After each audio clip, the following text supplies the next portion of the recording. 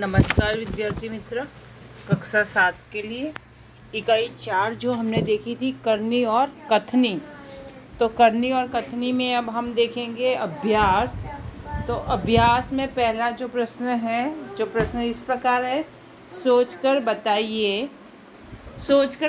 में पहला प्रश्न इस प्रकार है, ईश्वर ने मनुष्य को अन्य प्राणियों से किस प्रकार श्रेष्ठ बनाया है। उत्तर इस प्रकार है, ईश्वर ने मनुष्य को सोचने, विचारने और कल्पना करने के लिए मस्तिष्क दिया है। उसने मनुष्य को अच्छे बुरे का निर्णय करने के लिए विवेक बुद्धि दी है।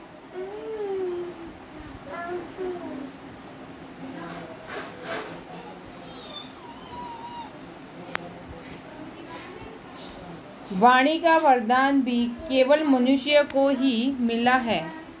मनुष्य जैसा सुंदर शरीर किसी दूसरे प्राणी का नहीं है।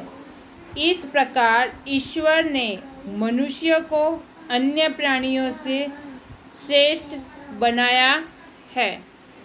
प्रश्न नंबर 2, धूम्रपान वर्जित है, कहाँ कहाँ और क्यों लिखा होता है।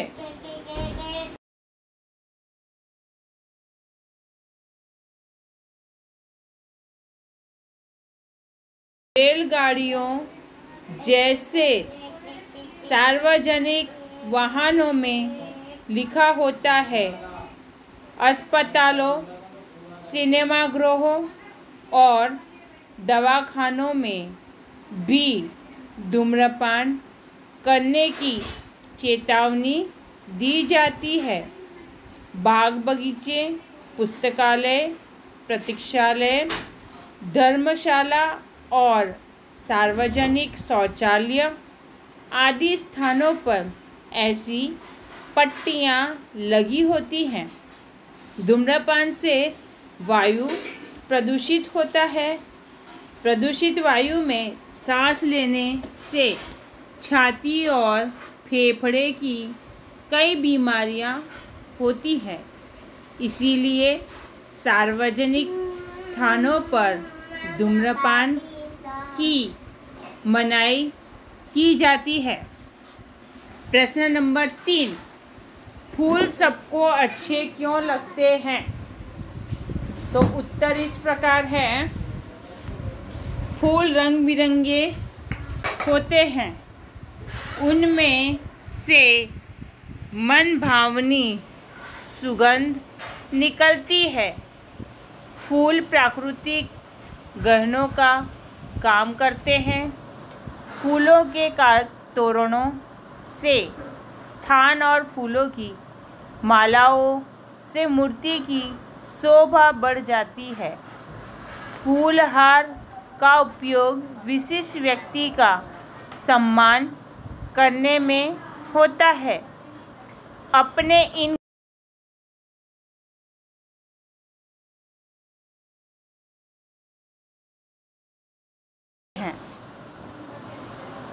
प्रश्न नंबर 4, लोग कहाँ कहाँ कतार में खड़े रहते हैं। उत्तर इस प्रकार है, लोग ट्रेन, सर्कस, प्रदर्शनी और सिनेमा के टिकट के लिए कतार में खड़े रहते हैं। राशन की दुकानों से राशन लेने के लिए भी लोगों को कतार में खड़ा रहना पड़ता है। लाइट या टेलीफोन के बिल भरने के लिए भी लोग कतार में खड़े रहते हैं। बस में चढ़ने के लिए भी यात्री कतार में खड़े रहते हैं। शहरों में मॉल में की गई खरीदी का बिल चुकाने के लिए कतार लगती है। बैंक में लोग कतार में खड़े होकर पैसे जमा करते या निकालते हैं। इस प्रकार लोग आवश्यकता के अनुसार अलग अलग स्थानों पर कतार में खड़े रहते हैं। प्रश्न नंबर 2 इस प्रकार है। विराम चिन्ह और उनके नाम की जोड़ बनाइए। अब यहाँ पर जो विराम चिन्ह है और हमें उन विराम चिन्हों के नाम की योग्य जोड़ बनानी है, तो वो उत्तर में इस प्रकार है। प्रश्नवाचक चिन्ह, पूर्ण विराम चिन्ह, इसके सामने चिन्ह है, और उद्गार चिन्ह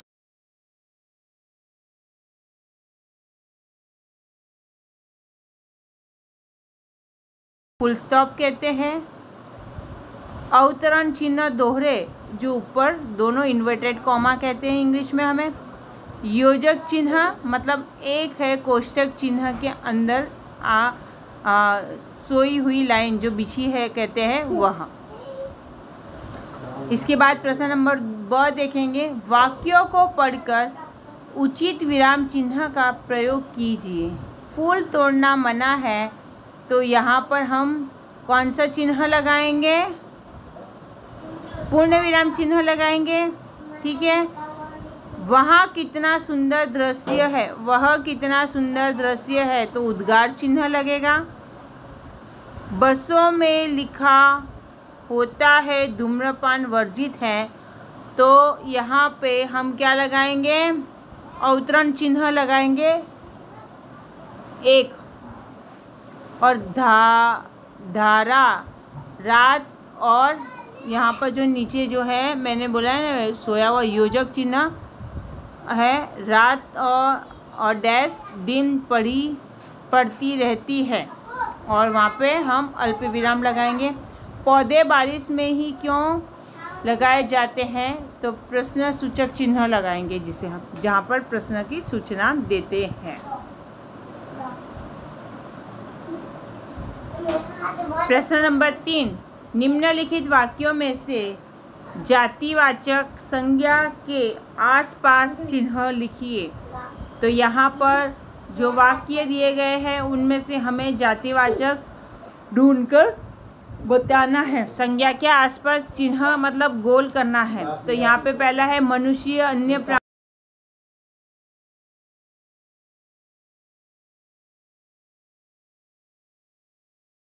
शिल्पा ने 4 पौधे बोए, और यहाँ पर कोष्टक में लगाए और अल्प विराम है, तो यहाँ पर क्या आएगा? पौधे हैं, वे भी जातिवाचक है। शहर के लोग सुबह शाम टहलने जाते हैं, तो शहर क्या है? जातिवाचक है, तो हमने गोला खींचा है उसके आसपास। और फूल सबको अच्छे लगते हैं, तो फूल क्या है? वह भी जातिवाचक चिन्ह है। प्रश्न नंबर 4 देखेंगे।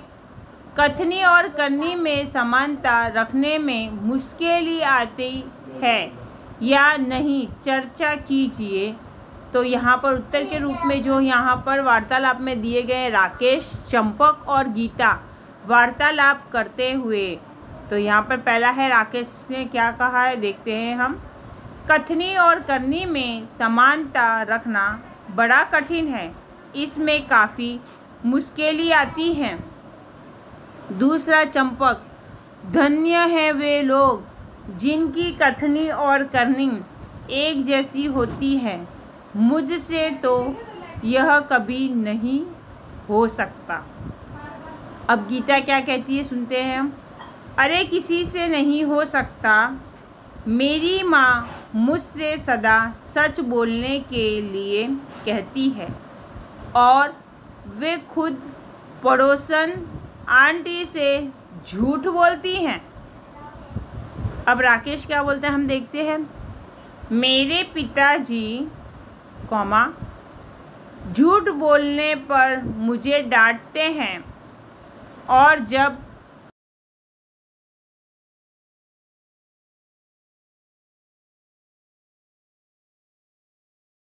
तब मुझसे कहते हैं, ठीक है, यहाँ पर अवतरण चिन्ह आएगा और ऊपर दोहरा अवतरण चिन्ह है अल्पविराम के बाद, और जा अल्पविराम।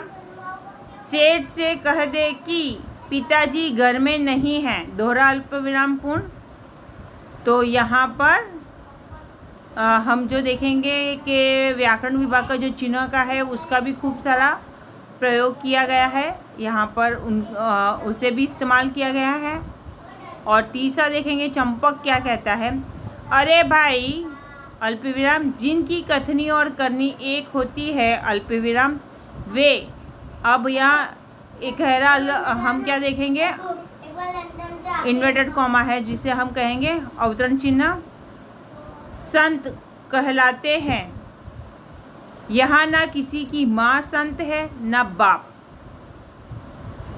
गीता, फिर भी हमें कथनी और करनी समान करने के लिए प्रयत्न करने चाहिए। जिसकी कथनी और करनी एक होती है उसी मनुष्य का दुनिया में आदर होता है। प्रश्न नंबर 5 जो यहाँ पर है सवाल, परिच्छेद पढ़कर प्रश्नों के उत्तर दीजिए। तो यहाँ पर एक परिच्छेद दिया गया है, हमें उसे पढ़ना है। उसको पढ़ने के बाद के जो प्रश्न हैं उन प्रश्नों के हमें उत्तर लिखना है। तो परिच्छेद इस प्रकार है, आप शुद्ध हृदय से इस बात पर विचार करें कि माता, मातृभूमि और मातृभाषा का आप पर भी ऋण है। एक जननी आपको जन्म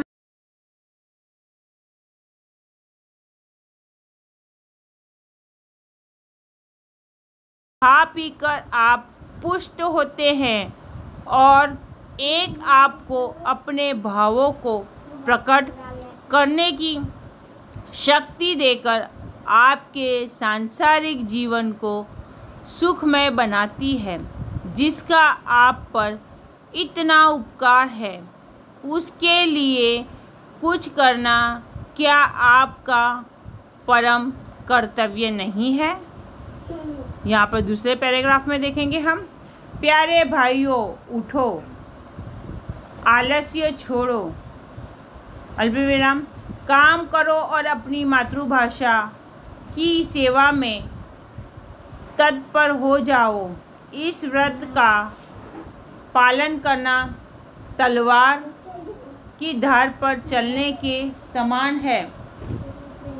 तीसरा हम देखेंगे पैराग्राफ, अत्यंत खेद का विषय है कि आज अधिकांश भारतवासी अपनी मातृभाषा की उपेक्षा करते हैं। वे अंग्रेजी बोलकर अपने अहंकार तथा दूषित मनोवृत्ति का परिचय देते हैं। जो अपनी मातृभाषा का तिरस्कार करता है उसे कभी देशभक्त नहीं कहा जा सकता। उत्तर अब देखेंगे हम प्रश्न के उत्तर। पहला प्रश्न इस प्रकार है, हम पर किस किस का ऋण है। तो उत्तर इस प्रकार है, हम पर माता, मातृभूमि और मातृभाषा का ऋण है। दूसरा, माता का ऋण हमें क्यों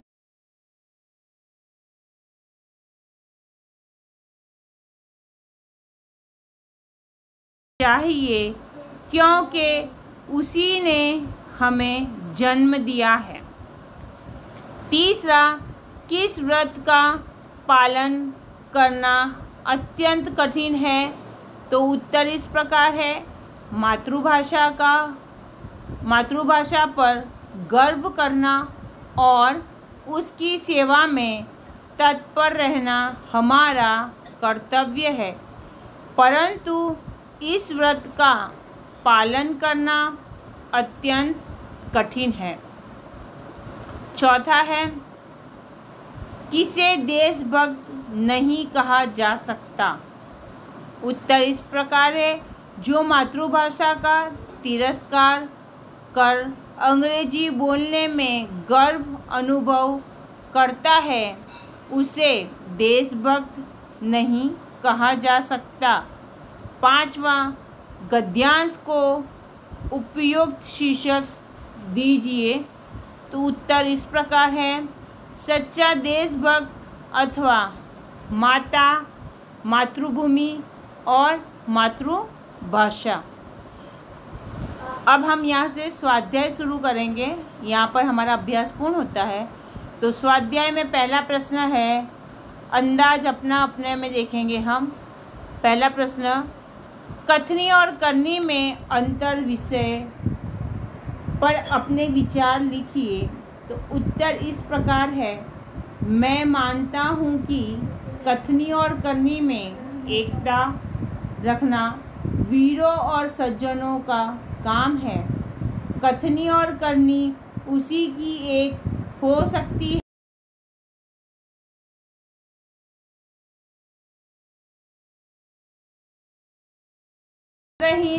डरपोक लोग अपनी कथनी और करनी में एकता कभी नहीं कर सकते हैं।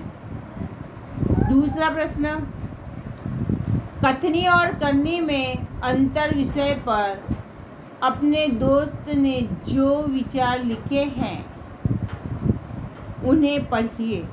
तो उत्तर इस प्रकार है, कथनी और करनी में अंतर इस विषय पर मेरे दोस्त ने लिखा है, मैंने बहुत कोशिश की कि मैं जैसा कहूँ वैसा ही करूँ, परंतु मुझे सफलता नहीं मिली। मैंने एक दिन माँ से कहा कि कल मैं सुबह जल्दी उठकर टहलने जाऊँगा। दूसरे दिन माँ मुझे जगाते जगाते थक गई, पर मैं नहीं उठा। मेरी कथनी और करनी में हमेशा ज़मीन आसमान का अंतर रहा। मेरे विचार से कहना बहुत आसान है, परंतु अपने कहे हुए को व्यवहार में लाना बहुत मुश्किल है। फिर भी मैं कोशिश करूँगा कि मेरी कथनी और करनी में अंतर न हो। यदि मुझे कुछ बनकर दिखाना है तो अपनी कथनी को करनी में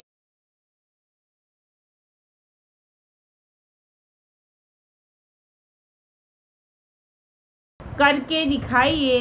तो कोष्टक में दिए गए शब्दों को उचित क्रम में रखकर उदाहरण के अनुसार वाक्य लिखिए। अब यहाँ पर एक कोष्टक है, उस कोष्टक के अंदर शब्द दिए गए हैं। तो जहाँ पर हमने गोले किए हुए हैं, हमें उन गोले वाले जो शब्दों का वाक्य बनाकर वाक्य में प्रयोग करना है। ठीक है, तो पहला उदाहरण के तौर पे देंगे, फूल तोड़ना मना है। ठीक है, तो उत्तर इस प्रकार है, पहला, मैं हर रोज़ खेलने जाता हूँ।